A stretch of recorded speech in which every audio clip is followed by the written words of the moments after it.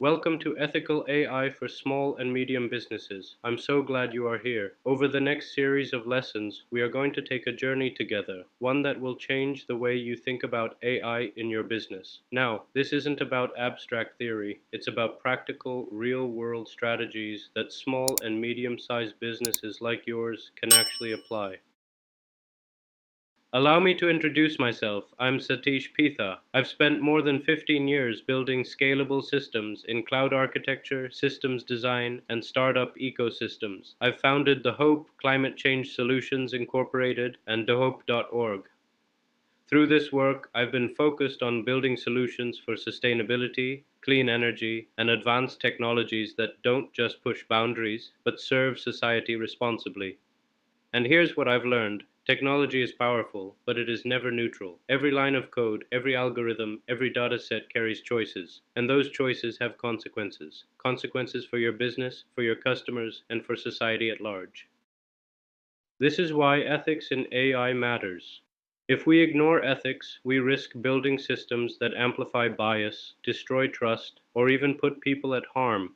But if we get it right, we create opportunities, systems that empower, that are transparent, that are accountable, and that win customer loyalty. So, when I say technology is never neutral, I want you to understand that you, as a business owner or employee, are shaping the impact AI has every time you deploy it. Ethical AI is about being intentional with those choices.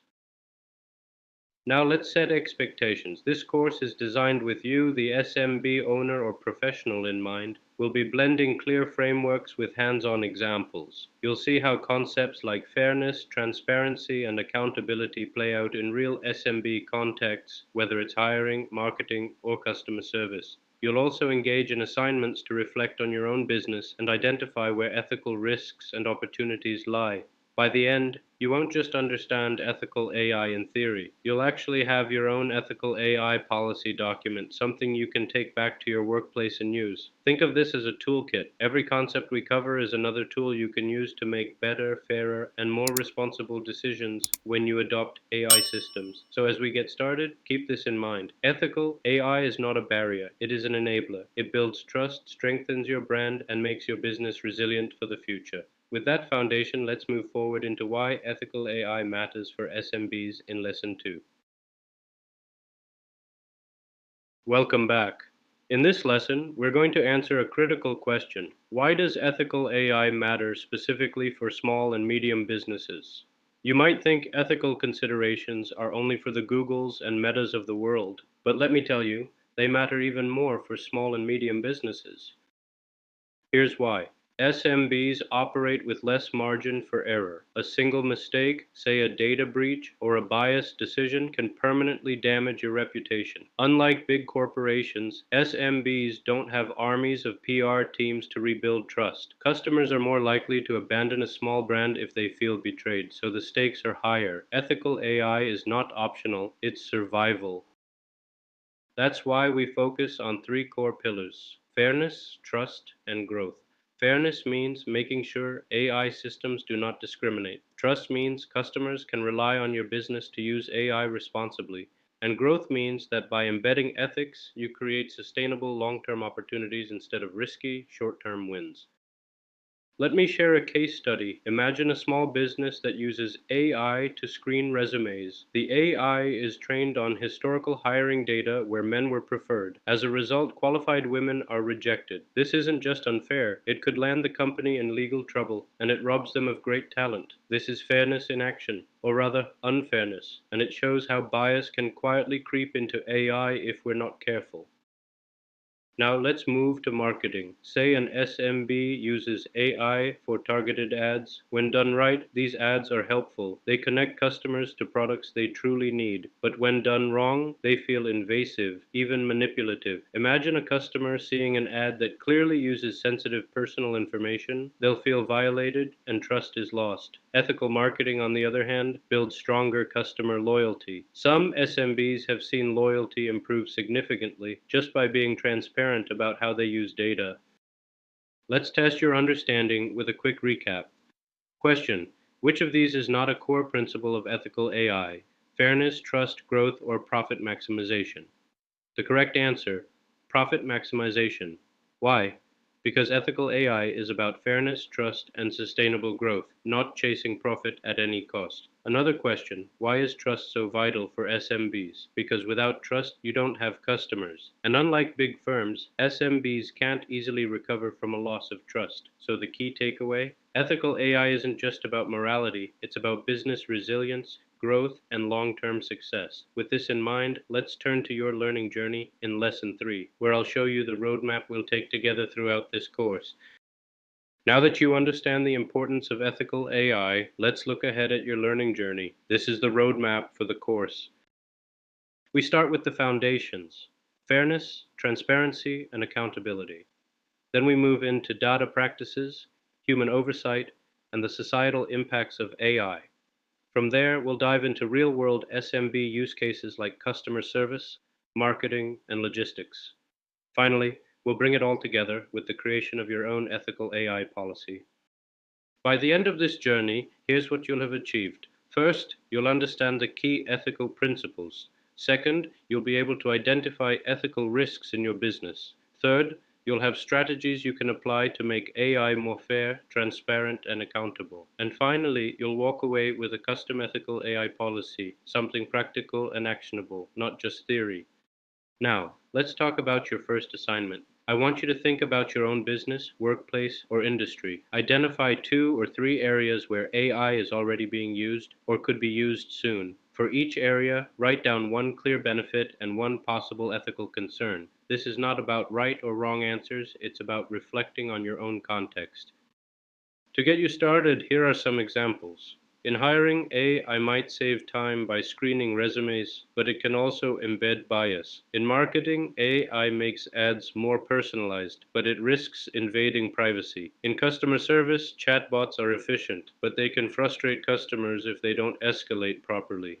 And in logistics, AI forecasting improves planning, but errors can disrupt supply chains. This exercise will give you a personal AI map. Think of it as your baseline. It will guide you throughout the course and help you connect every concept we cover back to your business. So, in this section, you've met me, learned why ethical AI matters for SMBs, and mapped out your learning journey. You're ready to dive deeper. In the next section, we'll begin unpacking the core principles of ethical AI, starting with fairness, transparency, and accountability. All right, everyone, welcome to Lesson 4, Core Principles of Ethical AI. This is where we lay the foundation for everything else in this course. Now, we often hear big tech companies talk about AI ethics, but here's the truth. Small and medium-sized businesses need these principles just as much, if not more. The 3 pillars we'll focus on today are fairness, transparency, and accountability. These aren't just buzzwords. They're practical tools you can apply in your business decisions starting today. Let's think about why these principles matter specifically for SMBs. First, reputation. If your customers lose trust in you, they may never come back. And unlike a giant corporation, you don't have billions in brand equity to fall back on. Second, trust. In a smaller business, trust is your currency. One bad AI-driven decision, like denying a service unfairly, can undo years of goodwill. And third, responsibility. Customers expect you to stand behind your services. You can't just say, "Oh, the algorithm made a mistake." So these principles aren't theoretical. They protect your business's survival. Let's dive into the first pillar, fairness. Fairness means making sure AI treats everyone equally, regardless of gender, race, background, or other attributes. The biggest risk here is bias creeping into training data. Here's a case study. An SMB used AI to screen resumes in a male-dominated industry. Because the historical data favored men, the AI began rejecting qualified women. Imagine the consequences: lawsuits, missed talent, reputational damage. So let me ask you, in your business, where might unfair bias creep in? Hiring, marketing, customer service? It's important to spot those weak points before bias causes harm. Now let's move to transparency. Transparency means 2 things. First, that you understand how the AI system works. Second, that you can explain it to others in plain language. Customers don't accept just trust the algorithm. They want to know why a decision was made. For example, if your AI denies a loan application, can you tell the customer what data points were used? Or is it a black box? For SMBs, transparency is powerful because it shows honesty, and honesty builds loyalty. If you can't explain your AI system, maybe it's too risky to use. Finally, accountability. This principle reminds us that humans, not machines, are responsible for AI decisions. AI may suggest, but people decide. Think of a supply chain tool that recommends reducing stock. If you follow it blindly and shelves go empty, who's accountable? Not the AI, it's you, the business owner or manager. That's why accountability means assigning clear roles. Who monitors the AI, who checks its outputs, who takes responsibility when things go wrong. Without accountability, you're just hiding behind technology, and that's a shortcut to losing trust. So, let me leave you with a reflection. Look at your business today. Where might fairness be at risk? Where could transparency be improved? And who is ultimately accountable for your AI driven decisions? Write down one or two examples. This reflection will help you in our upcoming assignments and in building your ethical AI policy. Remember, fairness keeps your systems just, transparency keeps them open, and accountability keeps them human. These three principles are your compass.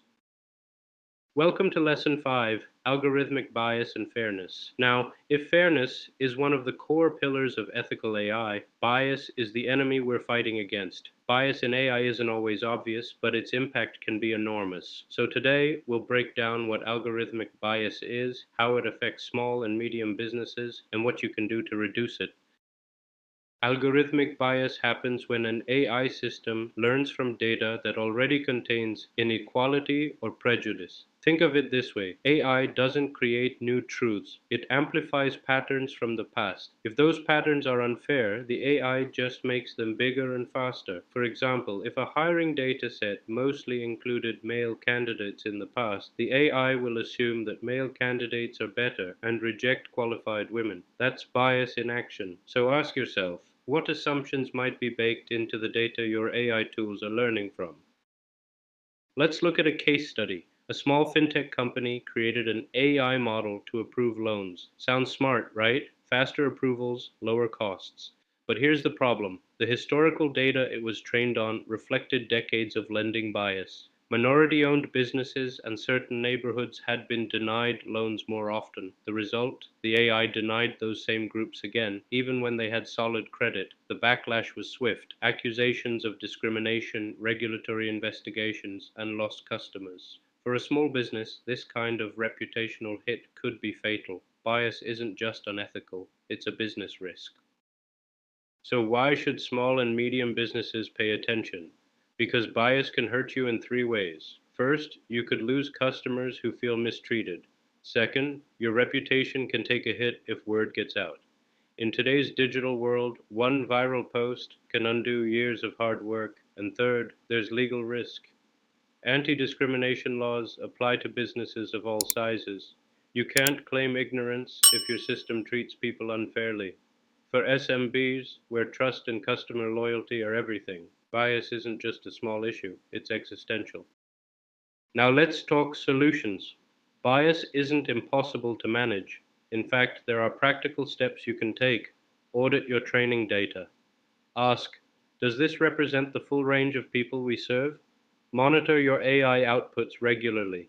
Don't assume it will stay fair once it's set up. Keep a human in the loop. For critical decisions like hiring or lending, AI should advise, not decide alone. Conduct fairness audits. These are like health checkups for your AI, catching problems before they escalate. These steps don't require a massive budget, they require awareness and discipline, things SMBs can excel at. Here's another example, this time in retail. A business used AI to decide who gets premium discounts. The system learned from past purchasing data, which favored customers in affluent postcodes. The outcome? Loyal customers in less affluent areas were excluded from deals. How do you think those customers felt? Angry, unappreciated. Many left for competitors. This shows that bias doesn't always look like outright discrimination. Sometimes it's subtle, but still damaging. Here's another example, this time in retail. A business used AI to decide who gets premium discounts. The system learned from past purchasing data, which favored customers in affluent postcodes. The outcome? Loyal customers in less affluent areas were excluded from deals. How do you think those customers felt? Angry, unappreciated, many left for competitors. This shows that bias doesn't always look like outright discrimination. Sometimes it's subtle, but still damaging. So, what should you remember from this lesson? Bias usually comes from the data. If your data reflects unfair history, your AI will repeat it. The solution isn't to abandon AI, but to actively manage it. Audit your data, test your outputs, involve humans, and review fairness regularly. And remember, fair AI isn't just the right thing to do, it's good for business. It protects your reputation, keeps customers loyal, and reduces legal risks. Welcome to Lesson 6, Transparency and Explainability. So far, we've looked at fairness and bias, but here's the thing. Even if your AI is fair, if people don't understand it, they won't trust it. That's where transparency and explainability come in. These two concepts are closely related, but they're not the same. Transparency is about being open about how the system works. Explainability is about showing why the system made a particular decision. Both are critical for small and medium businesses that depend on customer trust. Think of transparency and explainability as two sides of the same coin. Transparency answers the broad questions. What data does this system use? How was it trained? What are its limitations? Explainability zooms in. Why did the AI give this customer a rejection or that customer a promotion? For example, if a chatbot recommends a product, transparency is being clear about what the system is designed to do.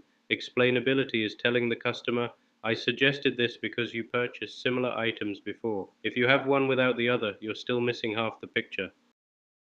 Let's take a simple case. A customer messages your chatbot, why can't I return this product after 35 days? The bot answers, because policy says 30 days. Technically correct. But how do you think the customer feels? Frustrated, dismissed. The issue here isn't the policy, it's the lack of explanation. An explainable AI would provide context like, our policy allows returns within 30 days. After that, we can only offer store credit. Would you like me to guide you through that option? Notice the difference? Transparency tells the rule, explainability helps the customer make sense of it.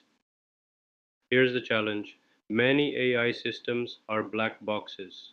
Deep learning models, for example, make decisions based on millions of tiny calculations that even experts can't fully unpack.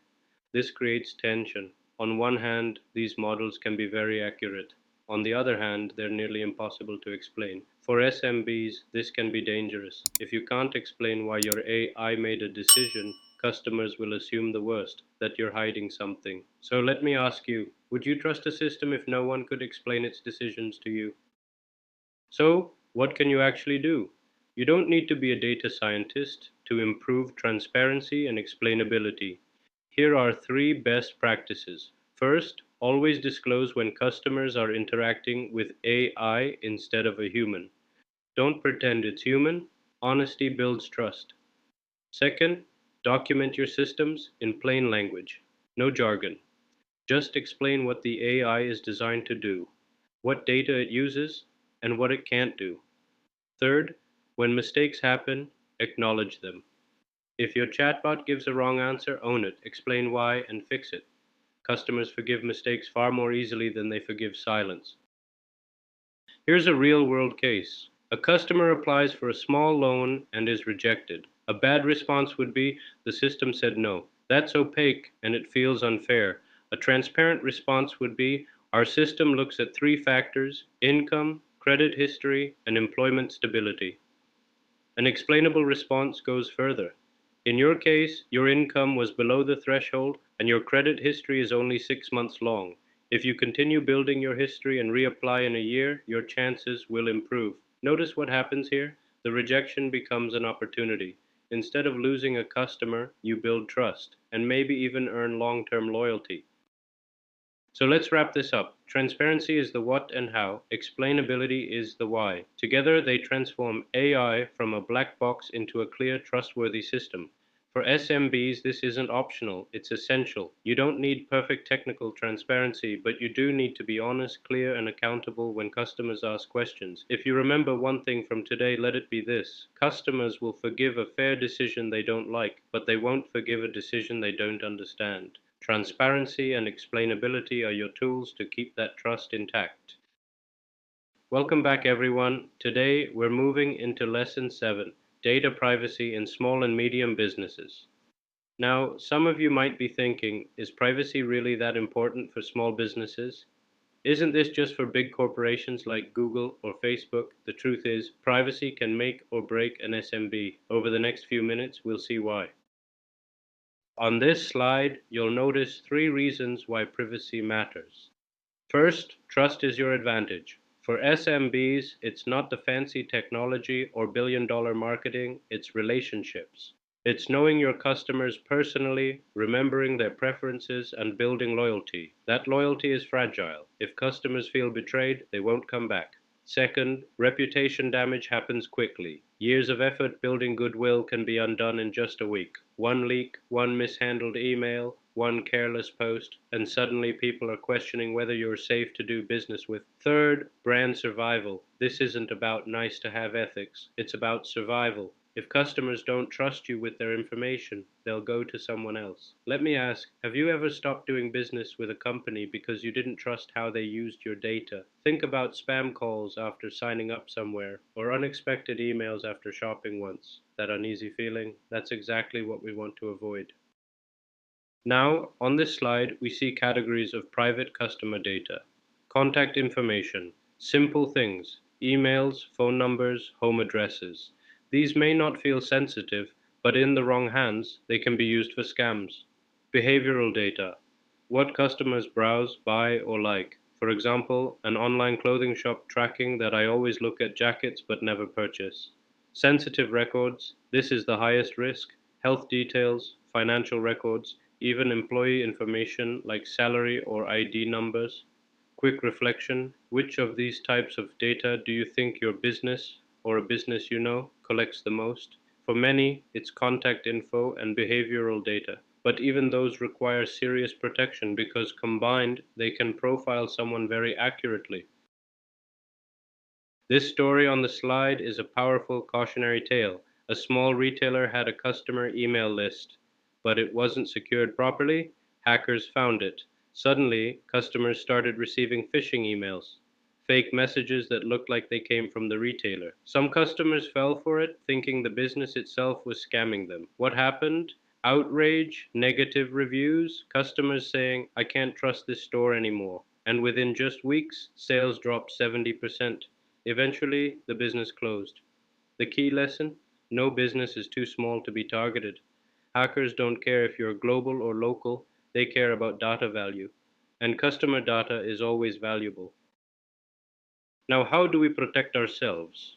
This slide gives four key practices: minimal data collection. Ask yourself, do we really need this information? If you don't need a customer's birthday, don't collect it. More data means more risk. Secure storage methods, use encryption, keep backups, and use access controls. For example, sensitive files shouldn't be stored in an open Google Drive folder anyone can click.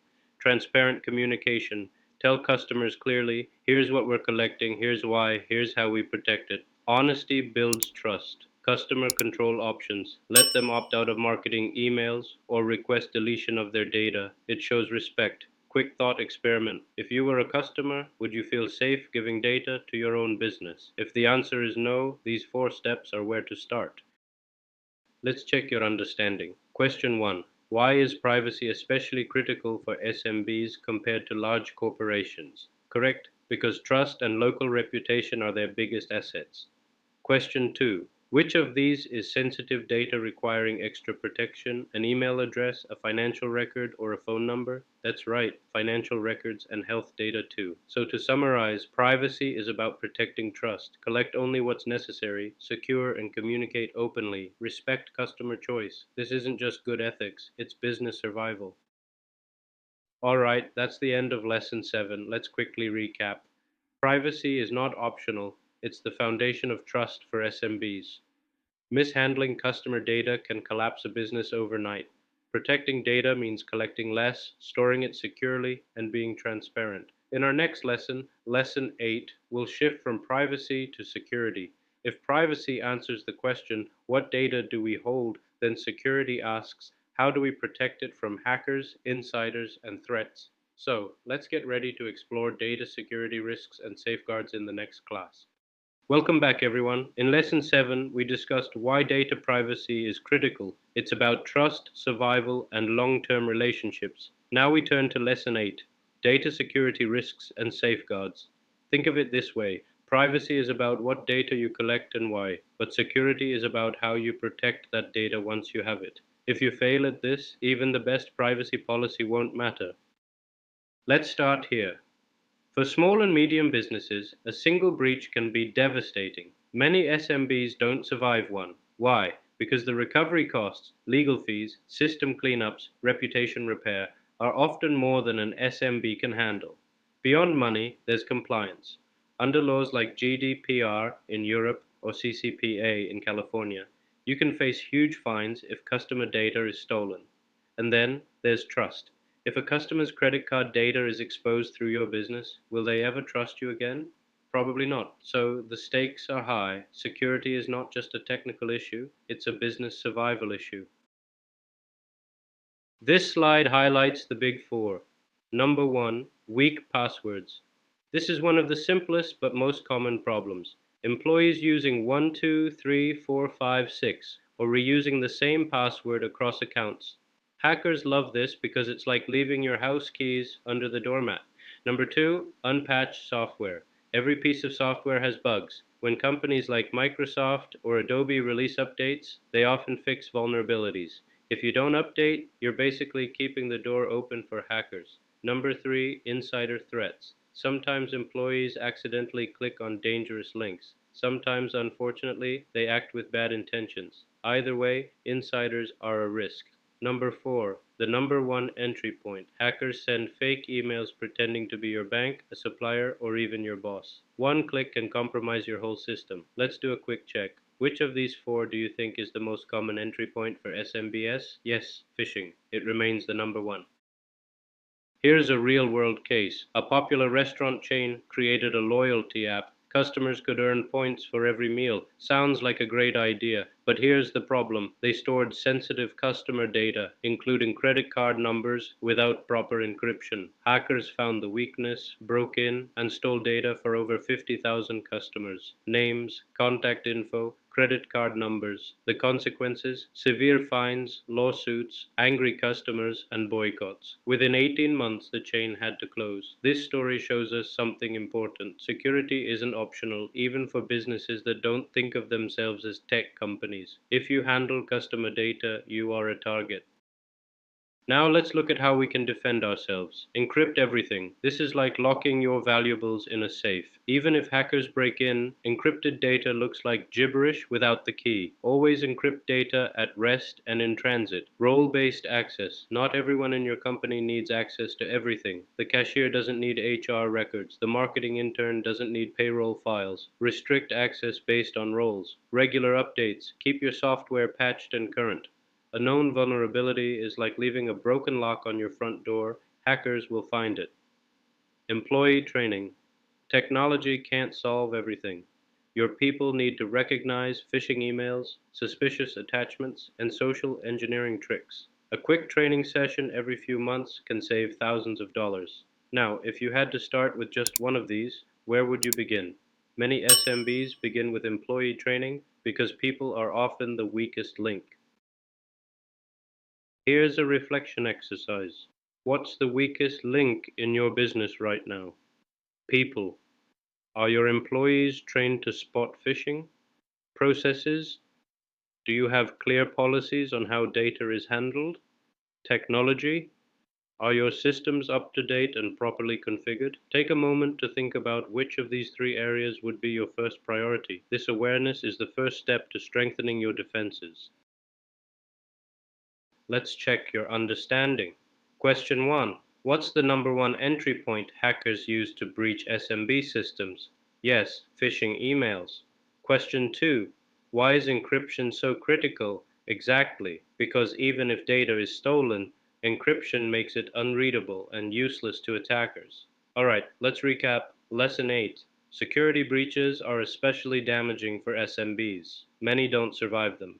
The most common threats are weak passwords, unpatched software, insider risks, and phishing. Four safeguards every SMB must adopt: encryption, role based access, updates, and employee training. Security is not a one time project, it's an ongoing culture of protection. In our next lesson, Lesson 9, we'll go beyond protecting data to using it responsibly. That means ensuring customers give genuine consent and anonymizing their data so insights can be gained without violating privacy. So get ready, we're moving into the ethics of data use.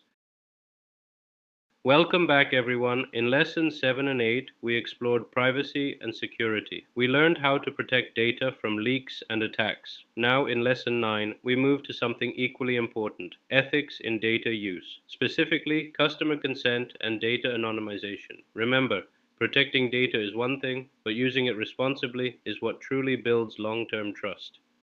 On this slide, we see why consent is so important. Think about the last time you clicked "I agree" on a website without reading. Most of us do this daily, but true consent isn't hidden in fine print. It's about clear communication and genuine choice. When customers share their data, they're handing you trust. If that trust is broken, the relationship is broken. Let me ask you, if a small business secretly tracked your activity without telling you, would you feel comfortable going back? Probably not. That's why consent is more than legal compliance. It's the foundation of loyalty. Now let's talk about anonymization. The idea is simple. We remove personal identifiers like names, emails, or unique IDs. Then, even if data is used for analysis, it cannot be traced back to an individual. Why is this important?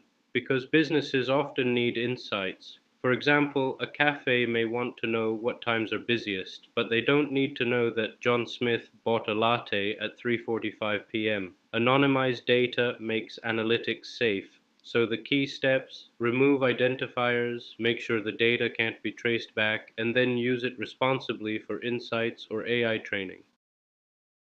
Let's look at this cautionary tale. An online retailer tracked customer browsing behavior, what products people looked at, what they searched, but they did it without explicit consent. When customers discovered this, they were outraged. Social media exploded with posts calling out the company. Trust evaporated overnight, sales plummeted. This is an example of how failing to secure meaningful consent doesn't just hurt ethics, it destroys business. Years of brand building can collapse in hours. So, how do we do this the right way? Use plain, clear language. Don't bury terms in legal jargon. Make consent forms easy to understand. Provide real choices. Customers should have genuine opt in and opt out options without penalties. Anonymize before analysis. Always strip identifiers before running analytics or sharing data with partners. Regular practice reviews. Audit your consent and anonymization processes at least quarterly. Here's a reflection. Would you feel comfortable if your personal data were handled the same way your business handles customer data? If the answer is no, then something needs to change. This slide gives us the ethical question that guides everything. Would you be comfortable if your personal data were used in the same way your business uses customer information? This is simple but powerful. If you can honestly answer yes, then your practices are likely ethical. If not, it's time to rethink your approach. Let's check your understanding. Question 1. Why is anonymization critical for business? Right, it protects individual privacy while still allowing useful insights. Question 2. What makes consent truly meaningful? Exactly, clear communication, genuine choice, and respect for customer decisions. Let's recap Lesson 9. Consent isn't a checkbox, it's about trust and genuine choice. Anonymization allows safe analytics without risking customer privacy. Ethical data handling builds loyalty and protects your brand from collapse. Now, we've finished the final lesson in section 3. Let's pull it all together. In this section, we explored three pillars of responsible data practices: privacy, collect less, protect more, and be transparent with customers; security, defend data with safeguards like encryption, updates, and employee training; consent and anonymization, earn trust by gaining real permission and anonymizing data before analysis. Together, these practices help SMBs build trust, avoid costly breaches, and use data ethically. Before we move to the next section, let's tackle a few quick question and answers. Question 1. Why is privacy especially important for SMBs? Answer: because their survival depends on trust and reputation. Question 2. What's the number one way hackers get into SMB systems? Answer: phishing attacks via deceptive emails. Question 3. What makes consent meaningful instead of just legal? Answer: clear communication, genuine choice, and respect for customer decisions. Keep these principles in mind as you build data practices for your business. Before we wrap up this section, I've got a quick assignment for you. Nothing too heavy, but really practical. I want you to put together a simple privacy checklist, just about 150 to 250 words. Think of it like a snapshot of how your business handles data. Here's what to include. First, jot down the kinds of customer data you actually collect. Then, note how you're storing and protecting that data. Third, think about how you're getting consent. Is it clear? Is it genuine? And finally, add how you're anonymizing information before you analyze it or share it. The idea isn't to create a perfect legal document, it's just to step back and say, here's what we do now, and here's where we might need to improve. If you take this seriously, you'll not only see gaps in your practices, but also start building a culture of responsible data use. Now that we've explored responsible data practices, we'll move into section 4, accountability and human oversight. This next section asks a critical question. Even with privacy, security, and consent in place, who is responsible for the outcomes of AI and data-driven decisions? We'll explore how SMBs can ensure that humans stay in the loop, that accountability is clear, and that AI doesn't operate in a black box. So, let's get ready to dive into accountability and human oversight. Welcome, everyone, to Lesson 10, Accountability in AI Systems. Let me begin with a thought experiment. Imagine a customer walks into your store angry because an AI powered recommendation sent them the wrong product at the wrong time with the wrong message. Who do they hold responsible? The algorithm, the software company, or you? The answer is obvious: it's you. The scales of justice on this slide remind us of responsibility, and no matter how advanced AI becomes, it cannot carry those scales. It cannot apologize. It cannot explain itself in plain language. Accountability always comes back to humans, to the people and businesses who choose to use AI. Keep that in mind as we explore this lesson. Now let's talk about why accountability is so critical, especially for small and medium businesses. AI can analyze data, yes. It can make recommendations, even predictions. But what it cannot do is own an outcome. It cannot stand in court. It cannot reassure a nervous customer. It cannot be fined, praised, or punished. And here's where SMBs face a unique challenge. Large corporations can sometimes hide behind layers of bureaucracy, PR teams, or legal firewalls. But small businesses, we operate in close proximity to our customers. Trust is everything. A single AI misstep can undo years of reputation building. So accountability isn't just a philosophical idea, it's a shield for your credibility. It's what convinces customers that even if mistakes happen, you will step up and make it right. Let me ground this with a case study. A logistics SMB introduced an AI system to optimize delivery routes and cut costs. After crunching the numbers, the AI suggested reducing their delivery fleet by 30%. The data looked convincing, the savings attractive. Management approved the recommendation without asking further questions. But what did the AI miss? The holiday season. Demand surged, and suddenly there weren't enough vehicles. Orders piled up, deliveries were late, and customers left in frustration. Now, who was accountable? Was it the AI that gave the recommendation? No, the AI did exactly what it was designed to do: analyze past data. The accountability lay with the managers who failed to apply human judgment. This is a common mistake, confusing AI's analysis with final authority. Accountability always requires human validation. So, where does this principle show up most often in small businesses? Let's break it down. Marketing. If your AI driven ads mislead customers or cross ethical boundaries, accountability lies with your marketing manager. not the software. Hiring. If your AI powered resume screening system filters out women or minority candidates unfairly, it's your HR team that must answer for it. Supply chain. If efficiency optimizations hurt reliability, your operations managers are responsible for those outcomes. Finance. If AI powered lending models unfairly deny credit to a demographic group, your business leaders are accountable. Do you see the pattern? In every domain, AI is a tool. The humans who choose to use it and approve its outputs hold the accountability. Let's pause for reflection. In your own business, if your AI system makes a harmful decision tomorrow, who is accountable? Do you have names, roles, and responsibilities clearly defined? And here's a deeper question. Are you comfortable standing in front of a regulator, a journalist, or a customer and saying, I approve this outcome? If the answer is no, then accountability structures in your business may need work. Accountability is not something you assign after a problem, it's something you design into your processes before the system ever goes live. Let's do a quick recap with a couple of questions. First, who is accountable, the AI or the humans deploying it? The answer is always the humans. Second, why can't accountability be shifted to technology? Because accountability requires ethics, judgment, and liability. Machines can't carry those qualities, only people can. So remember this: AI can process, AI can recommend, but only humans can take responsibility. That's the essence of accountability in AI systems.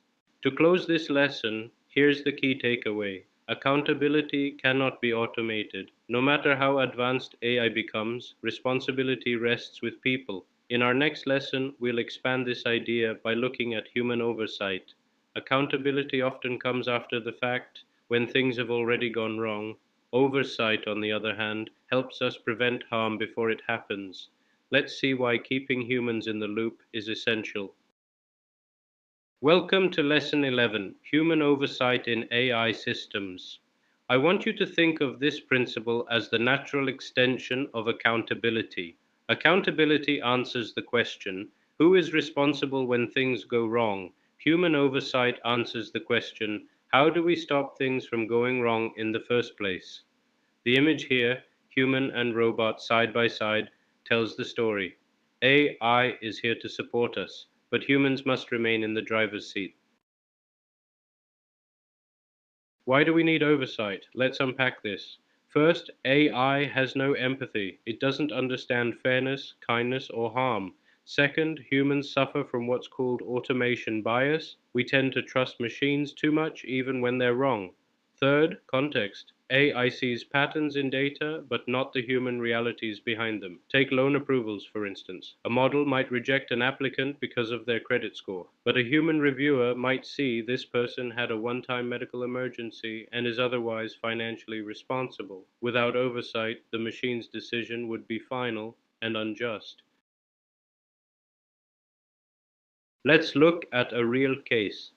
An SMB implemented an AI system to filter resumes. The model, trained on years of biased hiring data, favored male candidates. If left unchecked, the company would have perpetuated discrimination for years. But oversight changed the outcome. A human review team spotted the imbalance and took action, retraining the model, adjusting the criteria, and restoring fairness. Without oversight, bias would have been invisible. With oversight, bias was corrected. That's the power of keeping humans in the loop.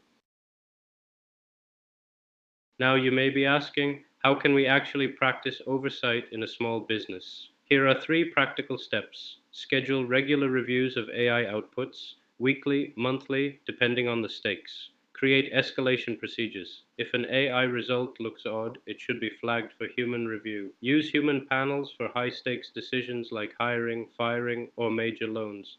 For example, some HR departments use a dual system. AI provides an initial shortlist, but human managers always review before final hiring. This combination preserves efficiency while safeguarding fairness. Here's another real story. A financial services chatbot began suggesting risky investment products to elderly customers.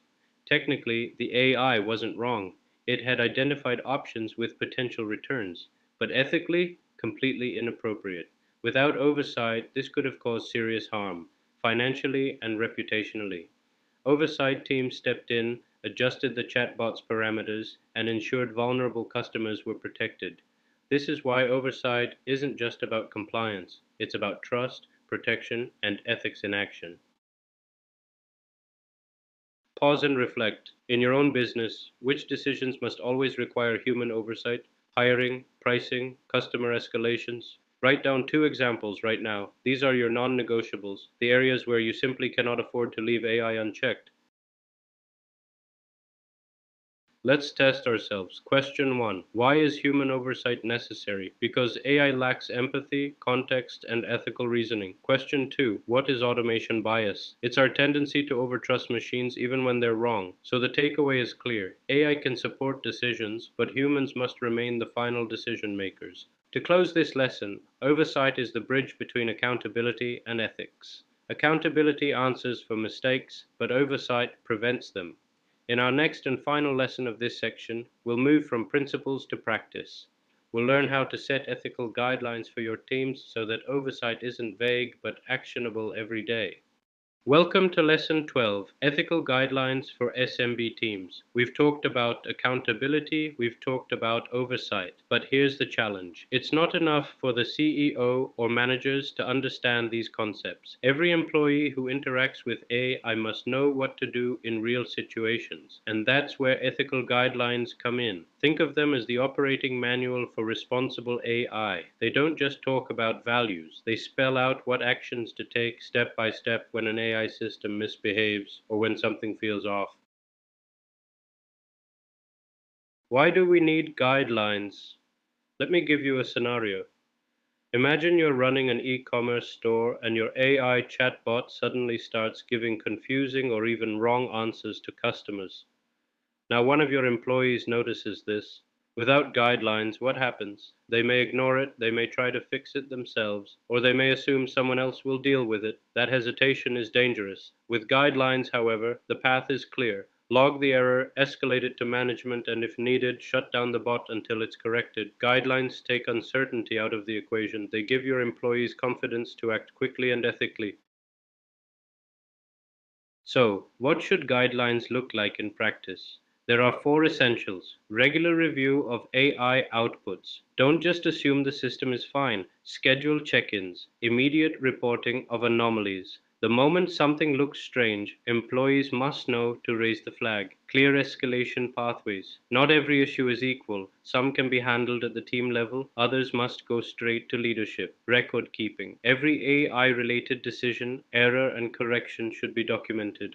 These four pillars turn principles into daily practice. And remember, guidelines aren't about micromanaging employees, they're about empowering them to act with clarity. Here's a positive example. A small retail company rolled out an AI chatbot to handle common customer queries. Within weeks, employees noticed that the chatbot was providing inconsistent answers. Because they had clear ethical guidelines, staff immediately reported the issue, escalated it to management, and management paused the bot until it was fixed. Customers never even noticed a problem. Now imagine the opposite scenario. No guidelines, no escalation path. The bot keeps giving wrong answers for weeks. Customers lose trust. Reputation takes a hit. The lesson here, guidelines allow small issues to be caught early before they snowball into crises. Let's take another example from the fintech space. An SMB used AI for credit scoring. Now, we know these systems can sometimes be biased, rejecting applications unfairly, but this company had a simple but powerful guideline: no loan rejection is final until a manager reviews it. That single policy protected the company from bias lawsuits, preserved fairness, and reassured customers that a human was still in the loop. Guidelines don't have to be complicated. Sometimes a single sentence can prevent major harm. Let me turn this over to you. Ask yourself, do your employees know when to override an AI system? Do they know exactly how to report a problem and to whom? Do they feel empowered to challenge an AI recommendation if it doesn't feel right? If the answer to any of these is no, then your business has a gap, and guidelines are the bridge. Let's recap with a couple of questions. Why do employees need ethical guidelines? Because without them, hesitation and confusion take over, and in AI, hesitation can cost you customers. What's a critical element of any oversight policy? A clear reporting and escalation process, so problems move up the chain before they cause damage. With these elements in place, your team can act confidently and ethically. To close this lesson, let's step back and bring the entire section together. In Lesson 10, we established that AI itself is never accountable, only people are. In Lesson 11, we saw how human oversight is the safeguard that prevents AI from drifting into harmful or biased territory. And today, in Lesson 12, we turned those principles into practice by defining clear ethical guidelines that every employee can follow. Now it's your turn to apply these ideas in a concrete way. Your assignment for this section is to draft a responsible AI oversight statement for your business. This is not just a piece of homework, it's a practical document you can bring into your company. Here's what it should include. Who in your business is accountable for AI outcomes? This could be a manager, an ethics lead, or even yourself if you're the owner. How oversight will work. Will you review outputs weekly? Have escalation pathways? Panel reviews for sensitive decisions? One example of a decision that must always involve a human. This could be hiring, customer escalations, or financial approvals. Keep it short, 150 to 250 words, but make it specific enough that you or your team could use it tomorrow. Once you've done this, you'll have created the backbone of an ethical AI policy, something many large organizations still struggle with. And in the next section, Section 5, we'll widen our focus. We'll move beyond your business to examine the societal impacts and misuse of AI, from misinformation to job displacement, and explore how small businesses like yours can stay ethical while navigating these larger challenges. Welcome to Lesson 13, AI and Job Displacement. Whenever AI enters the workplace, one of the first headlines we see is robots are stealing our jobs. And you know what? That fear isn't unfounded. We've seen it before with automation in factories, with computers in offices, and now with AI in nearly every field. But here's the deeper truth. AI rarely just erases jobs. What it really does is transform them. Some roles shrink, yes, but new ones emerge, and the businesses that thrive are those that recognize this shift early and prepare their people for it. So today, let's unpack not only the risks, but also the opportunities AI brings to the job market.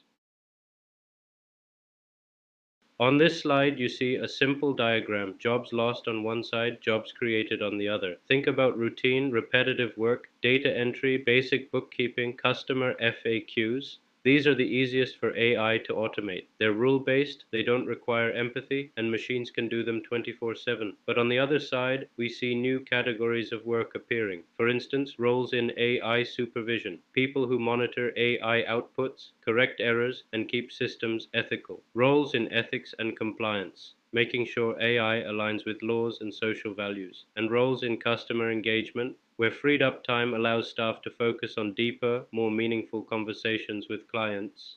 So rather than thinking in terms of jobs lost, I want you to start thinking in terms of jobs shifting. It's less about replacement and more about transformation. Let's take a real world case, retail. We've all seen the rise of self checkout systems. Many people assume, well, that's the end of cashier jobs. But did retail collapse? Number. What happened instead was a shift. Fewer cashiers at the register, yes, but more customer assistants helping people use machines, solving problems, and focusing on customer experience. And behind the scenes, new technical roles emerged to maintain those systems. So the lesson is clear. AI changes the shape of work, not just the number of jobs.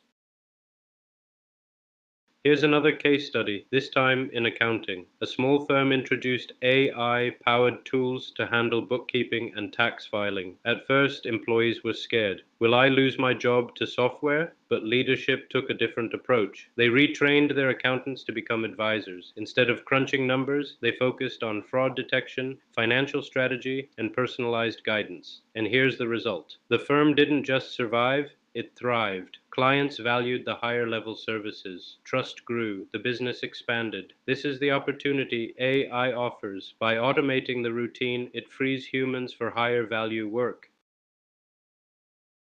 Let me ask you this. In your business, what tasks are repetitive enough that AI could take them on? And here's the second question. If those tasks were automated tomorrow, what could your employees do instead? Could they focus on customer relationships? Could they expand into new services? Could they innovate? I want you to reflect on this because the businesses that answer these questions early are the ones that stay ahead of the curve. So let's recap. Does AI destroy jobs? Not exactly. It shifts them, it eliminates some, but it creates others, often more meaningful, higher value ones. What's the SMB strategy here? Retraining, upskilling, preparing your workforce not just to survive automation, but to benefit from it. And here's the key mindset shift. Stop asking, how do I stop AI from taking jobs? Start asking, how can I use AI to elevate my people to do more valuable work? In our next lesson, we'll tackle a different kind of challenge, not jobs, but information. We'll examine how AI can spread stereotypes and misinformation, and why that's just as dangerous for SMBs as job loss. Welcome to Lesson 14, AI, Stereotypes and Misinformation. AI is a powerful tool, but let me start with this warning. Just because AI says it doesn't make it true, and just because AI generates it doesn't make it fair.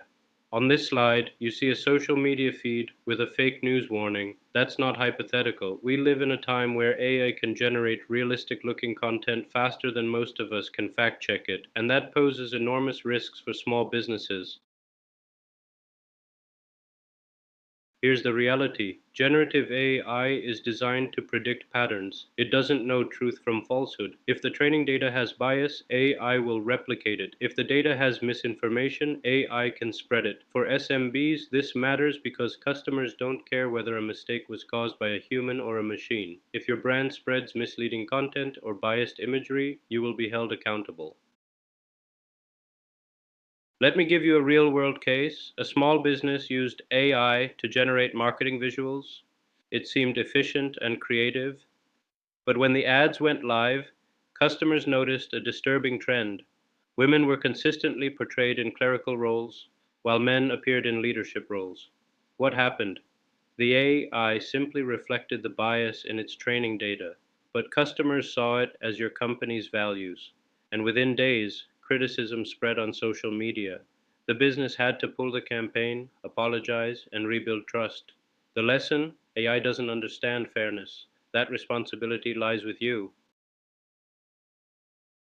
Now let's look at the second risk, misinformation. Deepfakes, fake reviews, fabricated news articles. AI can create them all in minutes. Even if your business doesn't create them directly, you might unknowingly share them or rely on AI tools that do. Imagine this. Your company shares an AI-generated blog post that contains false health advice. A customer follows it, gets harmed, and traces it back to you. Suddenly, you're not just facing reputational damage, but legal consequences. This is why vigilance matters.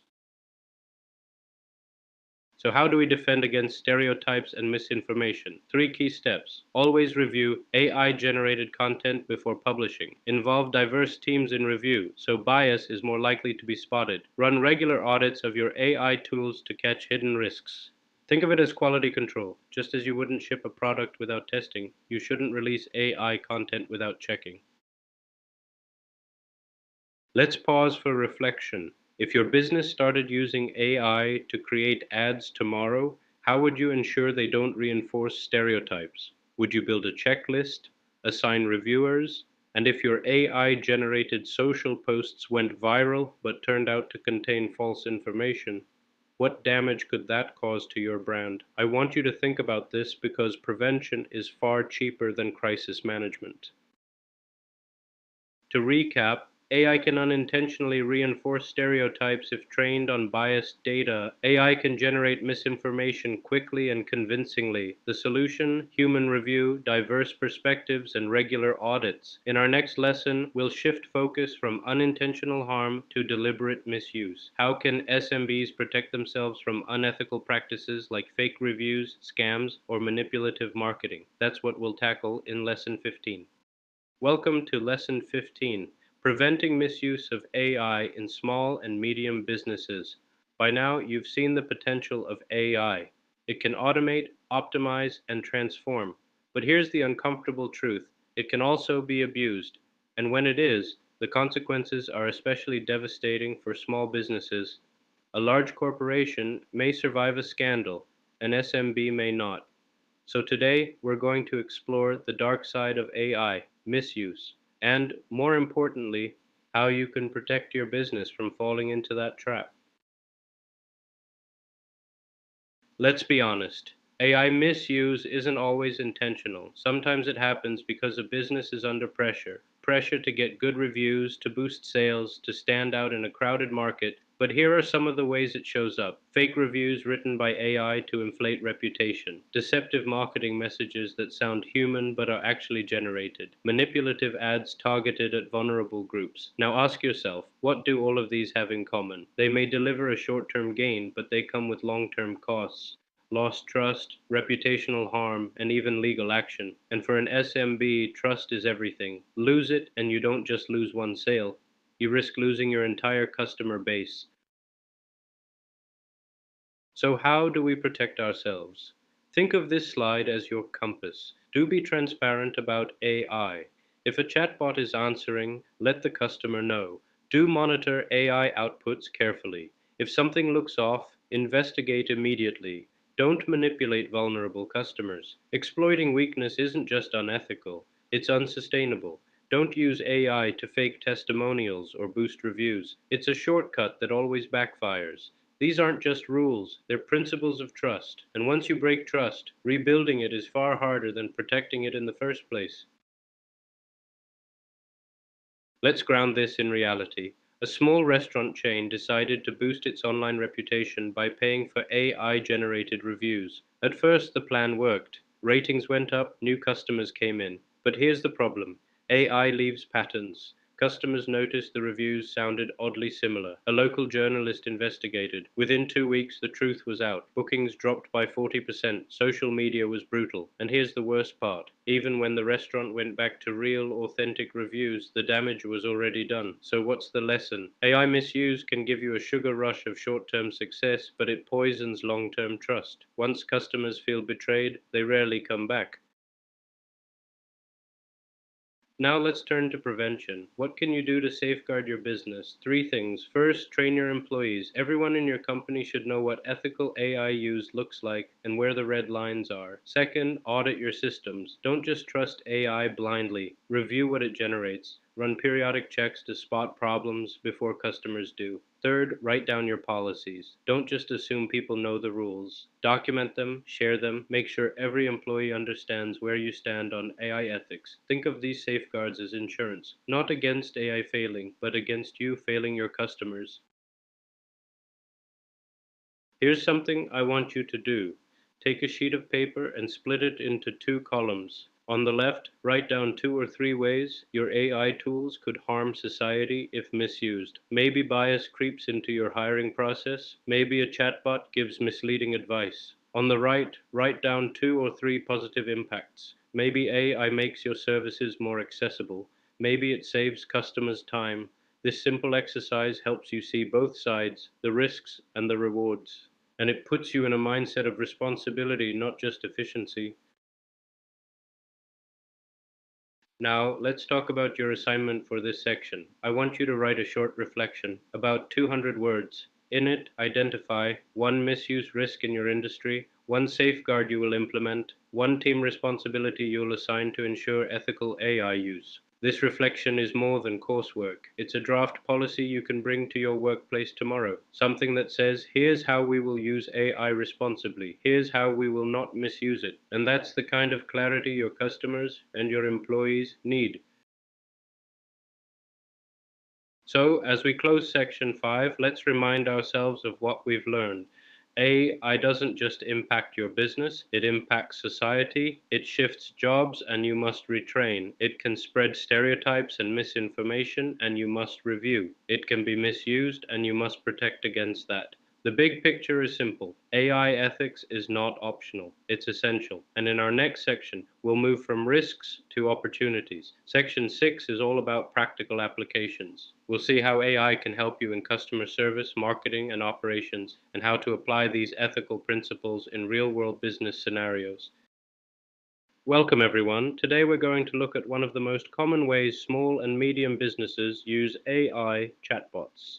You've all seen them, those little pop ups asking, "How can I help you today?" They're fast, available 24/7, and for many SMBs, they cut costs dramatically. But the question we'll explore is this: how do we use them ethically? That means balancing efficiency with fairness, transparency, and accountability. Here's why chatbots are attractive to businesses. They don't take breaks, they work around the clock, and they can answer hundreds of questions at the same time at a fraction of the cost of human staff. Sounds like a dream, right? But let's pause. Imagine a customer who asks a chatbot a complicated billing question only to be told, "I didn't understand. Please rephrase," over and over. At that point, the efficiency gained for the business becomes a source of deep frustration for the customer, and that's where ethics enters the picture. Let me give you a real case. A small online retailer introduced a chatbot for all customer inquiries. For basic things like tracking packages, it was fantastic. But for anything complex, customers felt trapped. No human to talk to, just endless loops. Complaints flooded in. Finally, the company added a button, "Talk to a human." Within 3 months, satisfaction scores jumped by nearly 40%. The lesson: chatbots are powerful, but they must have an escape hatch, a clear path to a human agent, otherwise, you lose trust faster than you gain efficiency. This case connects directly to three ethical principles. First, fairness. Every customer, regardless of technical skill, deserves equal opportunity to solve their issue. Second, transparency. Customers should always know if they're speaking to a bot. Pretending to be human is deceptive. And third, accountability. When the chatbot fails, the business cannot shrug and say, "Oh, it was the AI's fault." The responsibility remains with the company. Now let's look at banking, where the stakes are even higher. A community bank used a chatbot to answer loan eligibility questions. One day, a customer asked if they qualified for a housing loan. The bot, misreading the data, replied, "Yes." Imagine the disaster if the customer made financial decisions based on that misinformation. Fortunately, the bank had a review process. A loan officer caught the error and corrected it. Without that oversight, serious harm, both to the customer and to the bank's reputation. So, how do we read this case through the lens of ethical AI accountability? It's the bank, not the bot, that carries responsibility for financial advice. Human oversight. Staff must always review sensitive outputs because AI doesn't understand consequences. And societal impact. Preventing misinformation in finance protects not just one customer, but the stability of the wider community. So let me throw this back to you. Should a chatbot ever pretend to be human? Absolutely not. Deception destroys trust. What's the single most important safeguard? Escalation. When the bot reaches its limits, there must be a path to a human agent who can use judgment and empathy. Pause and think. In your own industry, what kind of issues should never be left only to a chatbot? Hiring, financial advice, legal guidance, those are decisions that require accountability only humans can provide. So, in customer service, the principle is clear. Chatbots are assistants, not replacements. They handle the routine, but humans must stay in the loop for responsibility and fairness. In our next lesson, we'll shift gears into marketing and sales, a space where AI can be incredibly powerful, but also dangerously manipulative if not handled with care. Welcome back. In this final lesson of Section 6, we're moving into the heart of how businesses actually run: operations and supply chains. Now, when you think of AI, you might picture chatbots or flashy marketing tools. But in reality, some of the most transformative uses of AI are behind the scenes. AI can help a small business choose suppliers, forecast inventory, plan delivery routes, and save money on logistics. Sounds great, right? But here's the ethical challenge. AI optimizes for what you tell it to optimize. If you only ask it to minimize costs, it will. But at what expense? Sometimes reliability, sometimes reputation, and sometimes even the environment. That's what we're going to explore. AI is brilliant at optimization. It sees patterns in data that humans miss. It can tell you this supplier charges 15% less or this route saves 20 kilometers. But what AI can't do is weigh values. It doesn't ask, will choosing this cheaper supplier damage your delivery times? Will this route cut emissions or increase them? That's where responsibility lies with us, the humans. So the core concept here is balance. Efficiency, yes, but never at the expense of responsibility. Let me tell you about a mid-sized retailer. They implemented an AI system to select suppliers. The algorithm quickly pointed to a cheaper option, and management, eager to save money, switched. At first, things looked good. Invoices were smaller. But then the problems started. Deliveries were delayed. Inventory didn't arrive on time. Customers canceled orders out of frustration. The AI wasn't broken. It did exactly what it was told: minimize cost. But the business failed to ask, what about reliability? What about customer satisfaction? Within a quarter, the small savings evaporated in lost sales and reputational damage. What we see here is not a technical failure, but an ethical oversight failure. Let's analyze accountability. Who is responsible here? Not the algorithm, the leadership team. It was their decision to follow the AI blindly. Oversight. Managers should have stepped in and balanced the recommendation with human judgment. Transparency. Customers who experienced delays weren't told why. That silence made things worse because when you don't explain, people assume the worst. This case teaches us that AI recommendations are inputs, not verdicts. Ethical oversight ensures business values are never sacrificed for short term efficiency. Now, let me give you a positive story. Another SMB used AI to optimize delivery routes. Instead of only looking at cost, they factored in distance, fuel efficiency, and even emissions. The result? Deliveries became 15% faster, fuel costs dropped 15%, and here's the real kicker: CO2 emissions were cut by the same percentage. The company proudly shared this achievement with customers. By using smarter routes, we're saving you money and reducing our environmental impact. Customers appreciated the transparency and felt good supporting a sustainable brand. Here, AI didn't just optimize for efficiency, it was guided to optimize for responsibility too.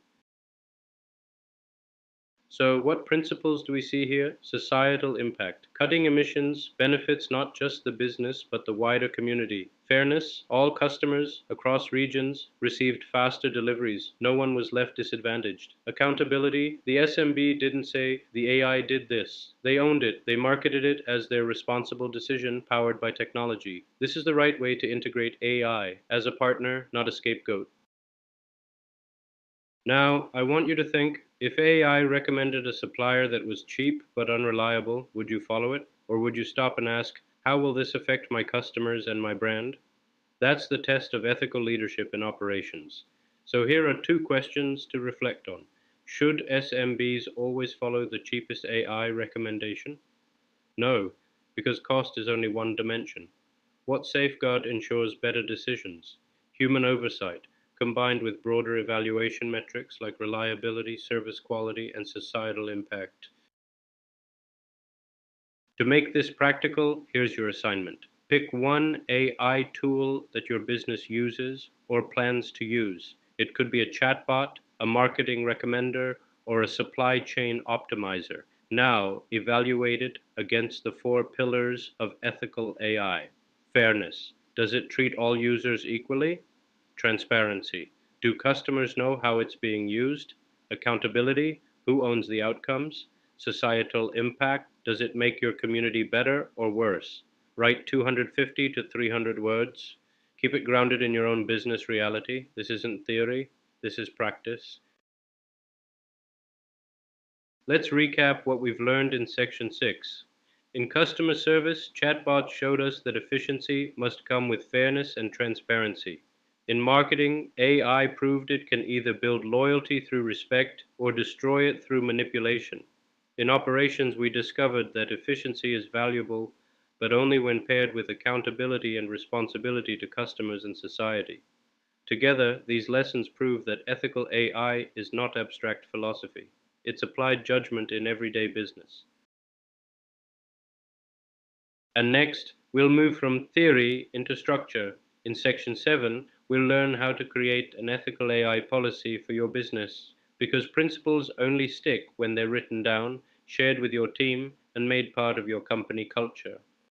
Welcome back, everyone. Today, we're diving into a topic that could make or break the way your business uses AI. Why every small and medium sized business, yes, every single one, needs an AI policy. Now, let me pause here. When you hear the word policy, most people think of bureaucracy, binders of rules no one ever reads. But an AI policy, especially for SMBs, is not about red tape. It's about building trust, protection, and consistency in how you use one of the most powerful technologies of our time. Think of this lecture as a blueprint. By the end, you'll not only understand why a policy matters, but also see how it directly impacts customer loyalty, employee confidence, and your bottom line.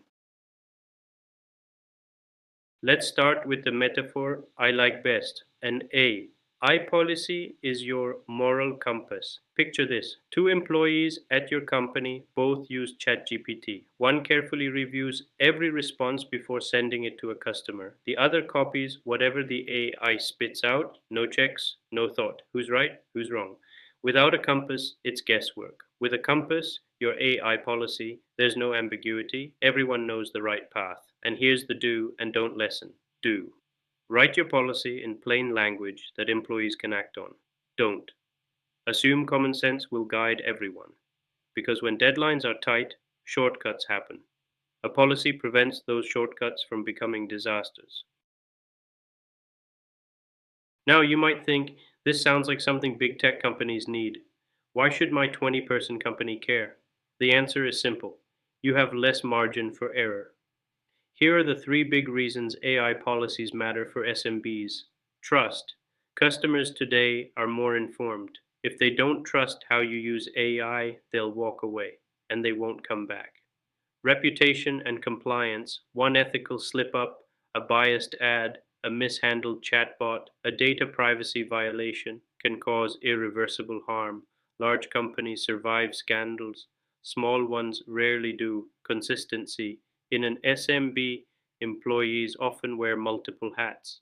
Without clear policies, five different people might use AI tools in five different ways, leading to chaos. Case in point, a small HR consulting firm started using an AI tool to screen job applicants. With no guidelines, some recruiters relied on the tool entirely while others ignored it. Result: inconsistent hiring decisions, and a major client complained that the process was unfair. That complaint could have ended the contract. What saved them was drafting a basic AI policy. Recruiters had to review AI suggestions, document reasons for overrides, and ensure fairness was tested quarterly. The client renewed and trust was restored. So here's your takeaway: in SMBs, your reputation is your safety net. An AI policy protects that net. Let's look at a concrete case study. A mid-sized retailer rolled out an AI-powered recommendation engine. The idea was to increase sales by showing customers products tailored to their browsing habits. Sounds great, right? But here's the problem. The algorithm was trained on skewed data. It favored younger male customers and excluded women from seeing certain promotions. What happened next? Complaints started flooding in. Long-time female customers felt ignored. Sales dropped. Now, here's where the story turns. The retailer introduced a one-page AI policy with three core rules. All algorithms must be checked quarterly for fairness. Any personalization must avoid demographic bias. Customers should have the ability to understand and challenge recommendations. The outcome? Complaints disappeared, customer satisfaction rose by 40%, and sales conversions jumped 25%. The lesson here is powerful. AI without a policy can erode your brand. AI with a policy can strengthen it. So, how do you actually put this into practice? First, start small. Your AI policy doesn't need to be a 50-page document. 1 or 2 pages are enough. Second, be clear. Use plain English, not technical or legal jargon. Everyone, from your sales staff to your marketing intern, should be able to understand it. Third, commit to reviews. Technology changes fast. What's ethical today might be questionable tomorrow. Review your policy quarterly, just like you'd review finances. And here are the do's and don'ts. Do. Tie your policy directly to your AI use cases. If you use chatbots, write rules about when humans step in. Don't copy and paste a generic policy from a blog. Your policy should reflect your customers, your risks, and your business values. Let's recap the journey so far. An AI policy acts as your moral compass, guiding responsible use. For SMBs, it builds trust, prevents costly mistakes, and ensures consistency. Case studies show us the difference between chaos without a policy and growth with one. And practically, even a one-page document can create huge value when it's specific, clear, and regularly reviewed. Remember, policies are not paperwork, they are promises. Promises to your customers, employees, and society. Before we wrap, let's test your understanding. Question: why does an SMB need an AI policy? A. To save money. B. To look good on paper. C. To build trust, prevent risks, and ensure consistency. If you chose C, you're correct. Let's unpack why. Saving money might happen, but that's a side effect, not the main goal. Looking good on paper without action is meaningless. The real value lies in building trust, protecting your reputation, and creating consistent, responsible AI practices. That's the core of why we're here. So, as we close this lecture, here's my challenge. Start drafting your AI policy today. Even if it's just one page, that's a powerful first step. In our next lecture, we're going to break down the components of a strong AI policy. What exactly should go into that one page? We'll cover the principles, the processes, and the guidelines that make your policy practical and actionable. Welcome back, everyone. In our last session, we talked about why every small and medium business needs an AI policy. Today, we're going deeper. What are the actual building blocks of a strong AI policy? Now, think of an AI policy as a bridge. On one side, you have your company's values: fairness, trust, accountability. On the other side, you have the day to day actions of employees using AI tools. The bridge that connects these two sides, that's your policy. But for the bridge to hold, it needs three essential components. Miss even one, and the whole structure weakens. Here they are, the three pillars, principles, your core values. These are your compass points: fairness, transparency, privacy, accountability. Review process, the checks and balances, risk assessments, regular audits, approval workflows, employee guidelines, the playbook, clear do's and don'ts, escalation procedures, and training requirements. Here's a simple analogy. Principles are like your company's constitution. Review processes are like the courts that enforce it. Guidelines are the day to day laws that people live by. Without all three, the system falls apart. For example, imagine an SMB using an AI powered chatbot. The principle might be always respect customer privacy. The review process might require quarterly audits of chatbot data storage. The guideline might say chatbots cannot store sensitive customer data like payment details. Escalate those to human agents. See how it works together? Each pillar reinforces the others. Let's go a bit deeper. Principles establish the foundation. They're your North Star. If fairness is a principle, it means you never want your AI to disadvantage a group of customers. Review ensures compliance. It's not enough to have principles. You need systematic checks to make sure your AI systems actually live up to them. Guidelines drive action. They translate high level values into specific instructions employees can follow. Here's a do and don't. Do: write guidelines like all AI generated customer emails must be approved by a manager before being sent. Don't write vague lines like employees must ensure fairness at all times. That sounds good, but it's not actionable. Now, let's make this real with a case study. A growing HR technology startup implemented AI powered resume screening to handle a flood of job applications. Sounds efficient, right? But without oversight, the system developed significant bias against underrepresented candidates. Within 6 months, diversity in their hiring pipeline fell by 40%. Not only was this a legal risk, it also damaged the company's culture. The solution? They implemented a comprehensive AI policy, principles, commit to fairness and equality, review process, quarterly bias detection audits, guidelines. Recruiters must document reasons when overriding AI recommendations. The result? Within a year, diversity hiring improved by 65%. Clients trusted them again, employees trusted the tool again. This story proves that an AI policy isn't theory, it directly changes business outcomes. So, how do you actually make this work in your SMB? Here are 4 practical steps. Keep principles concise, no more than 3 to 4 statements. Employees should remember them easily.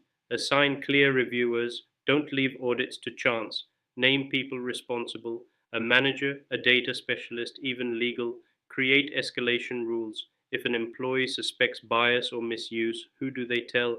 How fast should the response be? Spell it out. Test with real scenarios, run your policy against real use cases. For example, feed your chatbot tricky customer questions and see how the policy applies. Here's a real life example.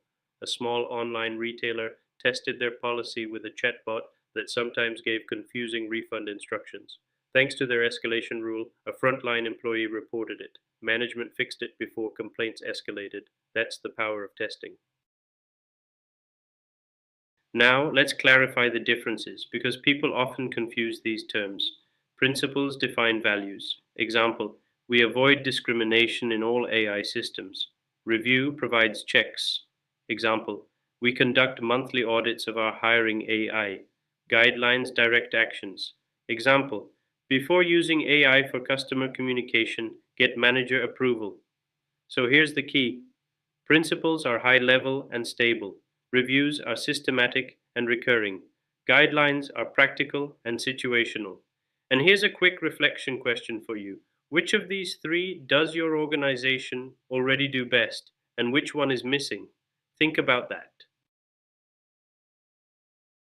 The key takeaway from this lecture is simple. Principles guide your values. Reviews keep you accountable. Guidelines direct daily actions. Together, they bridge the gap between high level ethics and on the ground employee behavior. Without this bridge, even the best intentions collapse into poor outcomes. So, as you move forward, ask yourself which of these 3 pillars needs the most attention in your business? All right, let's wrap up. We've now unpacked the 3 pillars of a strong AI policy, explored a powerful case study, and looked at how to implement this in practice. In our next lecture, we'll go step by step through drafting your very first workplace AI policy. We'll take the principles, reviews, and guidelines we've discussed, and I'll show you how to turn them into a usable 1 page document.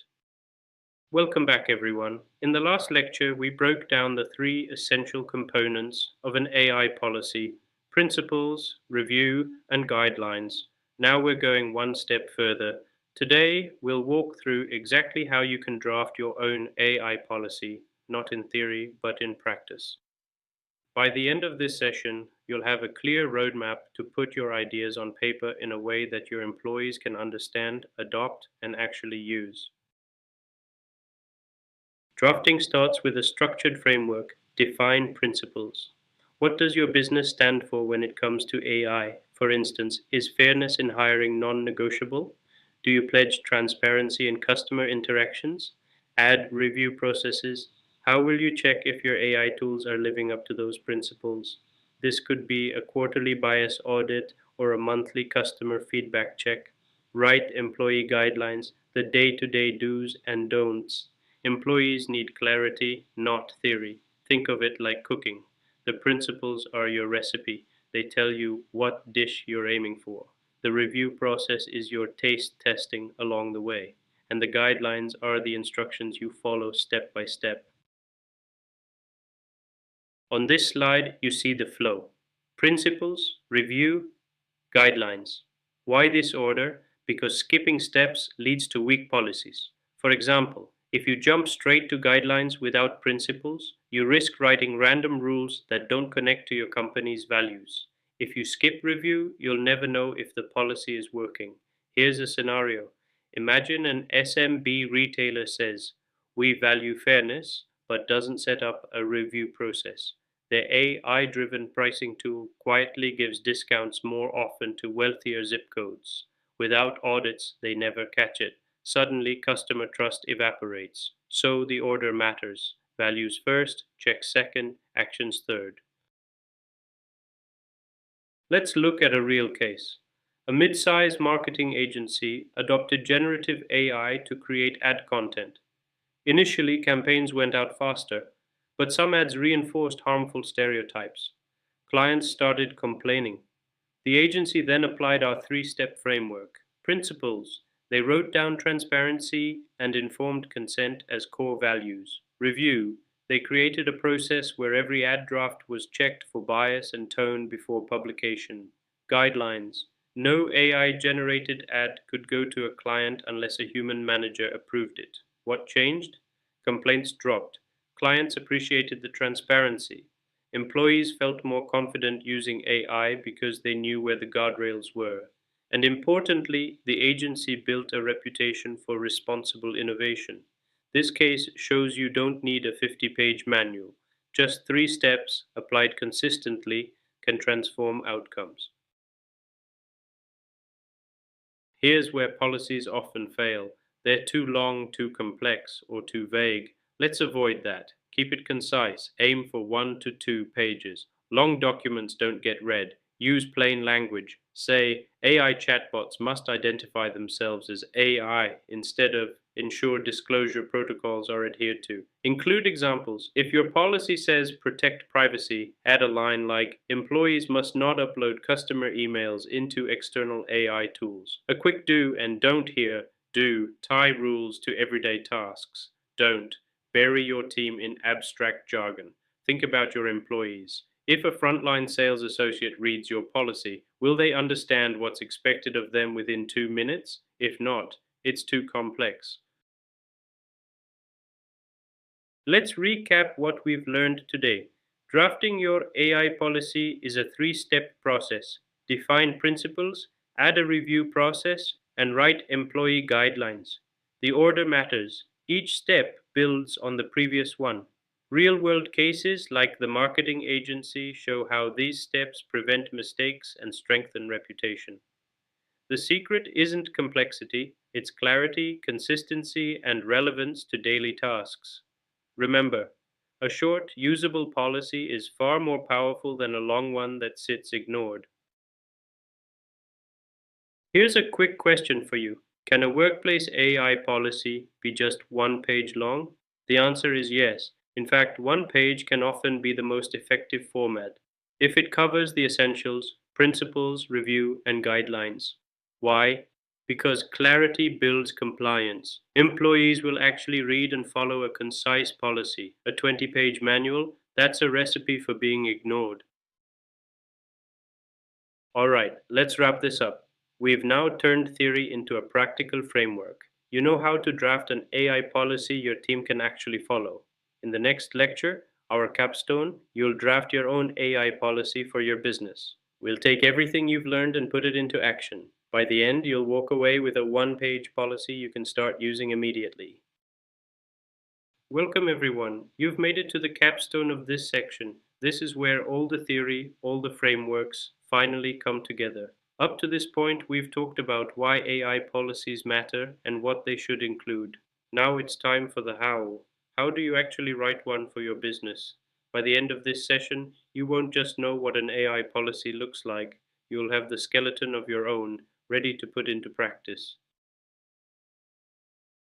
Let's take a moment to reflect on how far we've come. In Lecture 19, you learned why AI policies are essential for SMBs. They protect reputation, build trust, and prevent ethical blind spots. In Lecture 20, we broke down the components: principles, reviews, and guidelines. In lecture 21, we walked step by step through how to draft them. And now, lecture 22 is about doing. This is your workshop. You'll start writing a one-page AI policy that's unique to your business. Remember, it doesn't need to be perfect, it needs to be practical. Here's the assignment. Draft a one-page AI policy. It must include three parts: principles, the commitments you're making; review process, how you'll keep the policy alive; employee guidelines, the rules your staff can follow. Why one page? Because simplicity creates adoption. Think about your team. Do you really believe a sales associate or customer service rep is going to read a 10-page manual? No, but a one-page checklist that they'll use. Let's make this real. Here are some lines you could write down today. Principle: we commit to fairness in hiring, transparency in customer interactions, and the protection of personal data. Review: AI tools will be audited every 3 months by the operations manager to check for accuracy, bias, and data security. Guideline: AI chatbots must identify themselves as AI and escalate to a human agent if a customer's issue isn't resolved in 3 attempts. Now pause and reflect. Which of these could you adapt to your business right now? Let's consider a real life case. A small logistics firm introduced AI to optimize delivery routes. The AI focused on cost and speed, but sometimes sent drivers through unsafe or unreliable shortcuts. Customers complained, and employees started resisting the system. They fixed it with a policy. Principle: safety comes before cost savings. Review: monthly audits of AI routes for safety and reliability. Guideline: drivers could reject AI routes if they felt unsafe, no penalties. What was the result? Delivery times stayed competitive, employees trusted management more, and customers noticed the consistency. Reflection: in your business, where could AI prioritize efficiency at the expense of trust, fairness, or safety? That's exactly where your principles need to speak loudest. Now let's talk about how to make your AI policy practical. Too many companies get stuck creating documents that sound impressive but don't guide daily actions. This slide highlights 3 key tips to avoid that trap. First, focus your scope. Don't try to boil the ocean. Choose 1 or 2 business processes where AI is either already in use or likely to be adopted soon. For an SMB, that might be HR recruitment, marketing campaigns, or customer service automation. For example, if you run an e-commerce store, focus on your recommendation engine and chatbot, not everything under the sun. Narrowing your scope makes your policy actionable. Second, apply the framework. You've learned the 3 step framework in our earlier lectures: principles, review processes, and guidelines. Use this structure every time you draft. It ensures you're not just writing nice words, you're systematically covering what you stand for, how you'll measure it, and how employees should act. Think of it as a skeleton that keeps your policy from collapsing into vague promises. Third, keep it actionable. Policies only matter if people use them. Write clear, specific guidelines that employees can easily follow. Instead of saying employees should use AI responsibly, write employees must not upload sensitive customer data into external AI tools. That's specific, that's usable, and that prevents mistakes before they happen. Remember this: the best policies translate complex ethical ideas into simple, everyday actions. If your employees can read it once and know what to do tomorrow, then you've succeeded. Now, you might be wondering, why do we even need a formal AI policy? Isn't common sense enough? This slide gives us 3 powerful reasons. First, risk protection. An AI policy safeguards your organization against legal, financial, and reputational risks. For example, imagine a small e-commerce company using AI to recommend products. If the AI misuses customer data without consent, that's not just a customer complaint. That could lead to regulatory fines, lawsuits, and lasting brand damage. A clear policy ensures guardrails are in place before problems arise. Second, building trust. Customers today expect transparency. They want to know how their data is used, and they want assurance that AI tools are not exploiting them.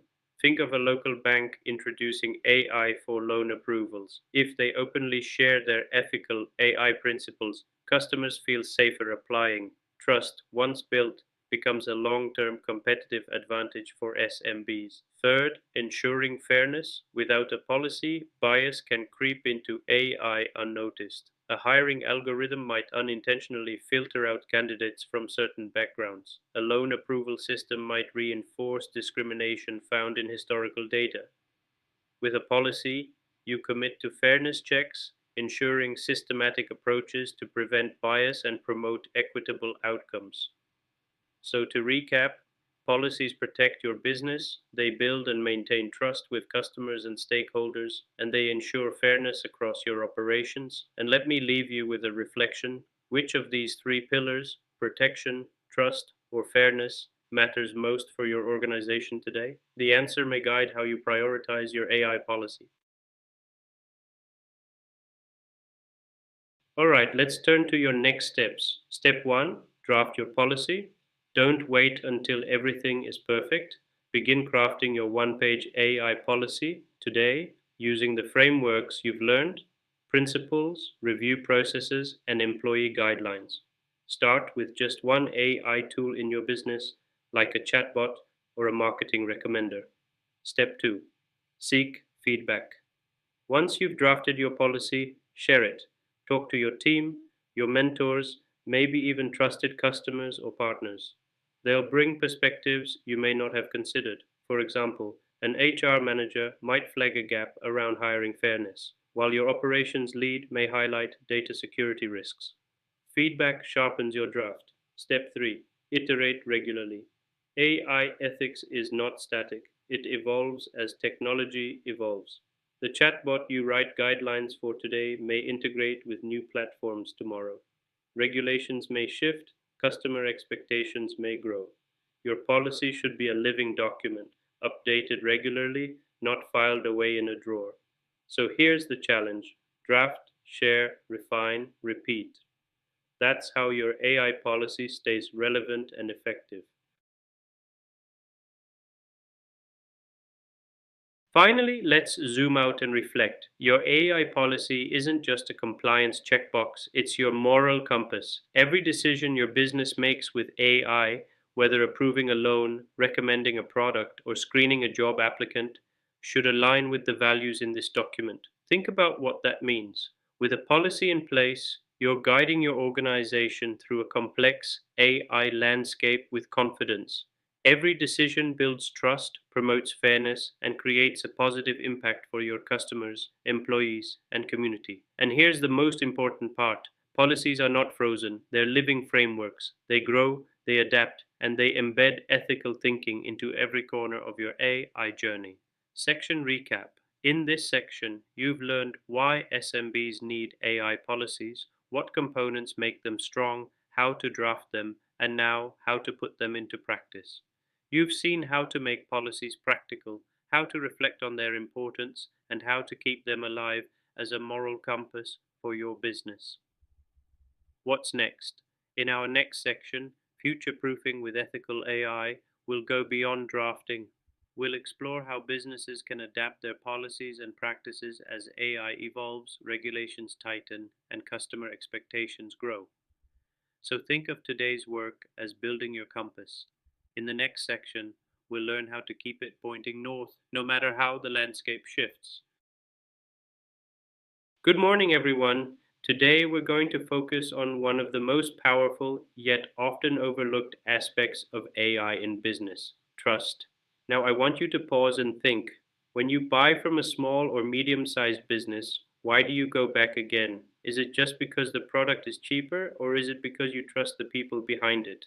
In the AI era, that same trust needs to extend not just to people, but to the technology you use.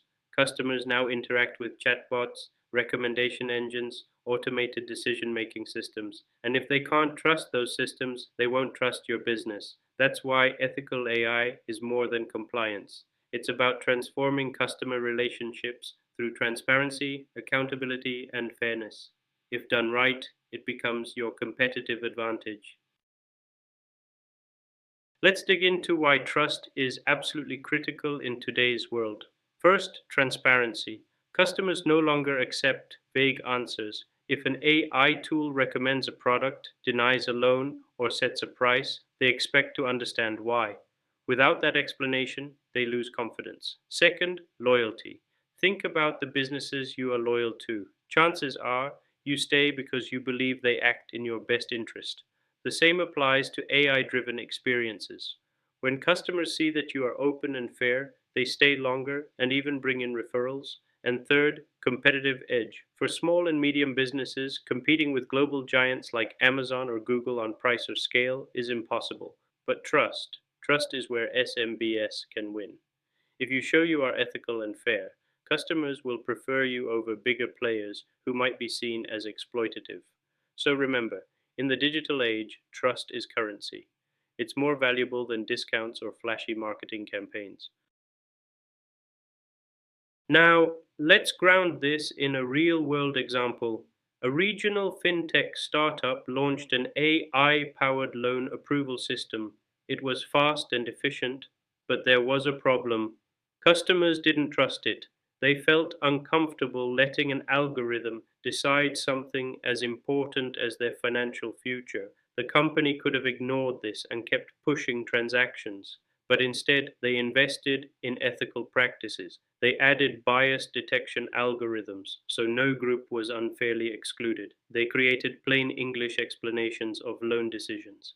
So if you were denied, you actually understood why. And for complex cases, they included human review, ensuring empathy and context were never lost. The result?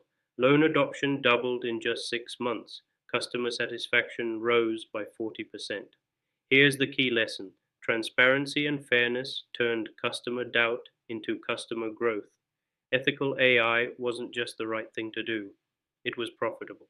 So let me ask you, if this fintech had ignored trust, do you think they'd still be in business today? Probably not. All right, let's shift gears into practice. How can you, as business leaders, start building trust with AI right now? Step 1: be transparent. Don't hide AI behind the curtain. Tell customers when AI is being used and explain it simply. If a chatbot answers them, let them know it's a chatbot, not a human. This honesty avoids the sense of trickery. Step 2: audit fairness. AI can sometimes produce biased results even unintentionally. For example, recruitment AI that favors one gender or advertising AI that only shows jobs to certain demographics.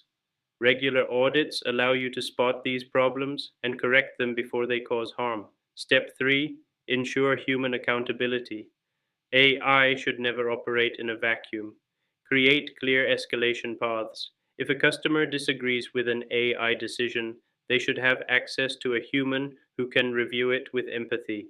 When you combine these three, transparency, fairness, and accountability, you don't just deploy AI, you earn trust with it. And that is something no competitor can easily replicate.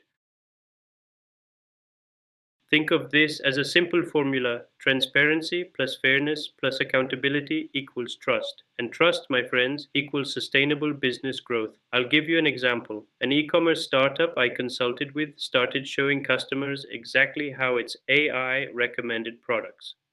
Instead of a mysterious, "you may also like this," it displayed, "because you bought X and viewed Y, we thought you'd find Z helpful."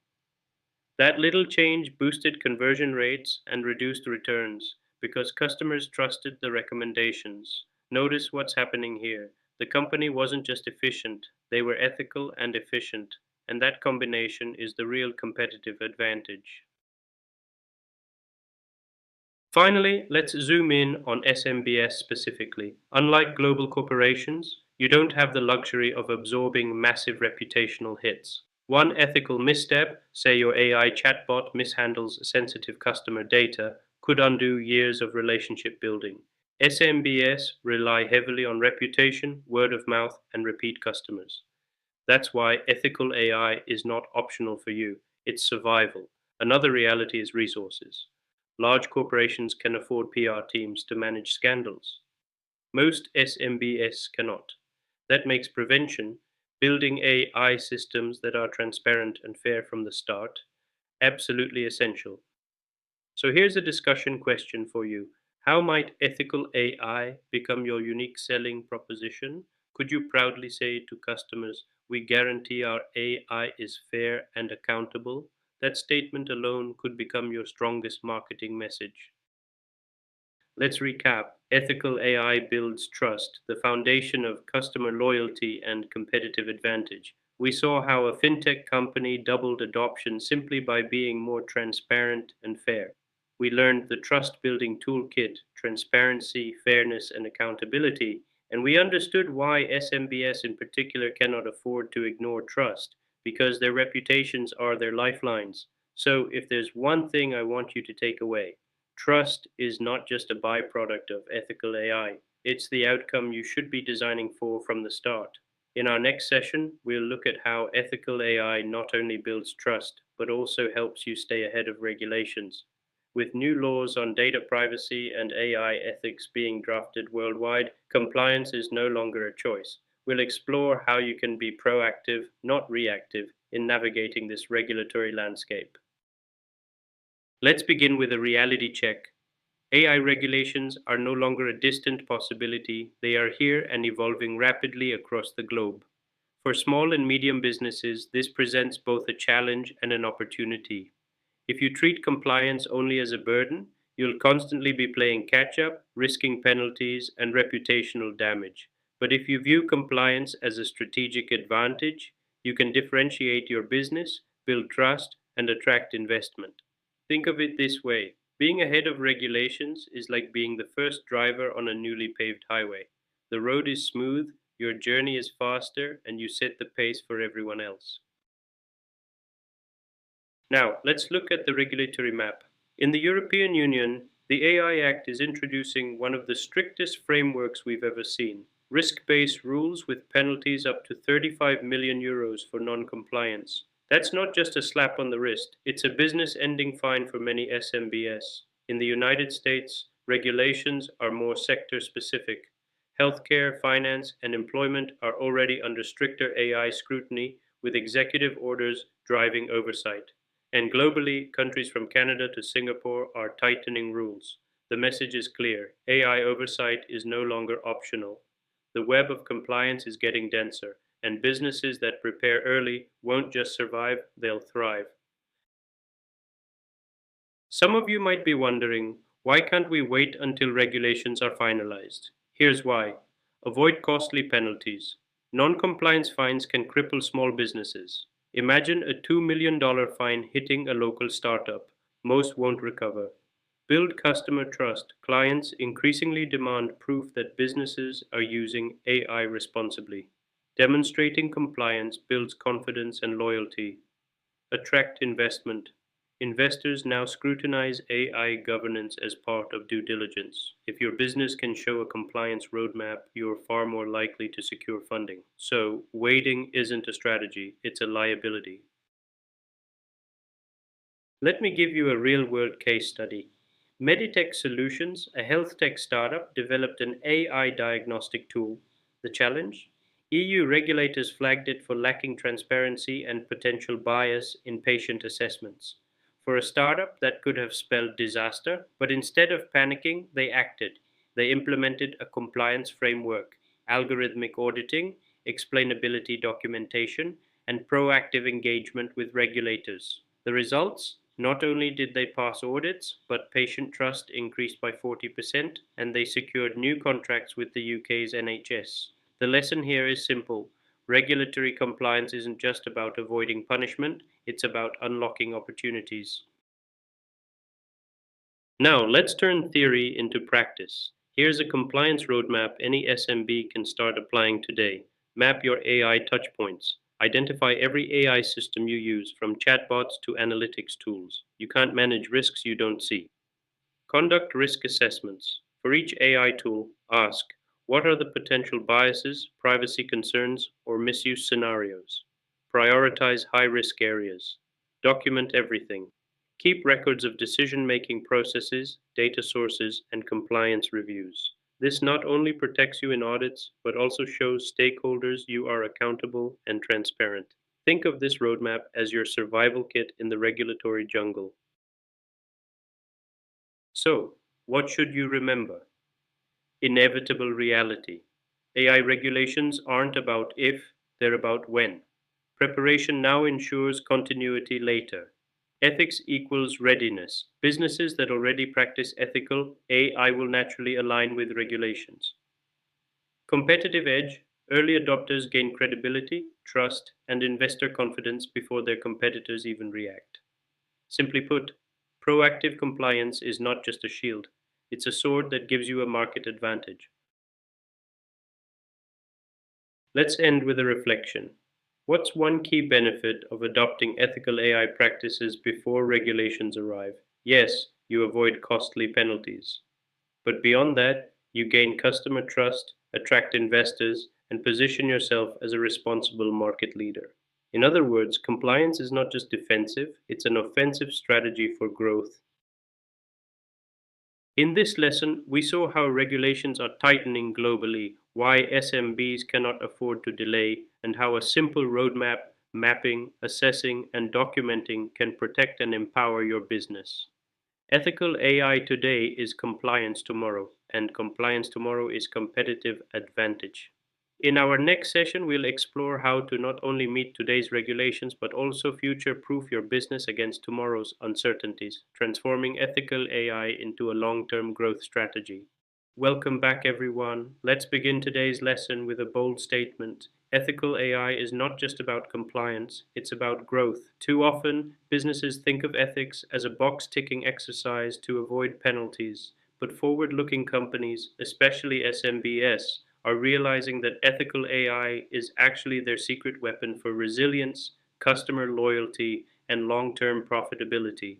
Think of it this way: when you embed ethics into your AI practices today, you're not just protecting your business, you're building the foundations of tomorrow's competitive edge. Traditionally, ethics in AI was seen as defensive, a way to avoid fines, lawsuits, or reputational damage. But this view is outdated. The strategic approach is to treat ethics as an engine of growth. Companies that prioritize fairness, transparency, and accountability can differentiate themselves in crowded markets. They don't just avoid harm, they create value. For example, think of Patagonia in retail. Their brand identity is built on sustainability, which customers reward with loyalty. In AI, the same principle applies. Ethics becomes part of your brand's DNA, something customers recognize, trust, and even pay a premium for. Now let's break down the long-term benefits. Customer trust, transparent AI decisions foster loyalty. Customers are more willing to engage when they feel systems are fair and understandable. Top talent attraction. Skilled professionals want to work where values matter. Your ethical framework becomes a magnet for top hires. Market disruption readiness. With principled frameworks in place, your organization adapts quickly to changes, regulations, or even crises. These three pillars work synergistically. Trust fuels advocacy, talent drives innovation, and resilience ensures adaptability. Together, they form a compound advantage that competitors find almost impossible to replicate. Let's look at a real life scenario. A mid sized SaaS company was losing 35% of its customers annually. The problem? Customers couldn't understand how the company's AI driven pricing worked. It seemed arbitrary, unfair, and opaque. The company responded by implementing transparent AI pricing. Every algorithmic decision came with a clear explanation of why the cost was what it was. The result? Customer churn dropped from 35% to 18% within 6 months. Employee satisfaction also jumped by 40%, and they even attracted new hires who cited the company's ethical stance as a reason for joining. This case shows us something powerful. Ethics isn't a burden, it's a differentiator that improves retention, talent acquisition, and profitability. Now, how can you take these ideas back to your own business? Here's a three-phase roadmap. Phase 1, design integration. Bake ethical considerations into AI from the start. Think about fairness, transparency, and user benefits alongside performance. Phase 2, brand alignment. Make ethics a visible part of your brand. Communicate it clearly to customers. Phase 3, team development. Train your staff. Everyone should understand not only the technical aspects, but also the ethical reasoning behind your decisions. Start small. Pick one AI system this quarter to make more transparent. The momentum from those early wins will build into broader organizational transformation. Let's recap the big takeaways from this lesson. Trust foundation. Ethical AI builds unshakable customer confidence. Growth catalyst. Ethics unlocks new markets and premium opportunities. Future resilience. Ethical foundations prepare you for disruptions and regulatory changes. So remember, ethical AI adoption isn't just about doing the right thing, it's about building a sustainable, profitable future for your business. With this lesson, we've completed section 8 of our course. Let's reflect on the journey. In lesson 22, we saw how trust acts as a competitive edge. In lesson 23, we explored compliance readiness and why SMBs can't afford to delay. And in lesson 24, we've connected ethics directly to business growth, customer retention, and resilience. Together, these lessons form a complete framework for transforming AI from a liability into a growth strategy. So, why is ethical AI a growth strategy? Because it builds trust, attracts the best talent, and ensures resilience in a rapidly changing market. Companies that see ethics as a profit driver, not a cost center, consistently outperform those that treat it as an afterthought. As you step away from this section, ask yourself, what's the first step my business can take to embed ethics into AI today? That single decision could unlock your long term success in the AI era. Before we close the section, I want you to apply these lessons directly to your business. For your assignment, pick one AI tool, maybe a chatbot, a marketing engine, or even a pricing model. Ask yourself three questions. How can I build trust around it? How can I ensure compliance before regulations force me? And how can I future proof its use for long term success? Write down your reflections. This exercise will give you a personal roadmap you can start using right away.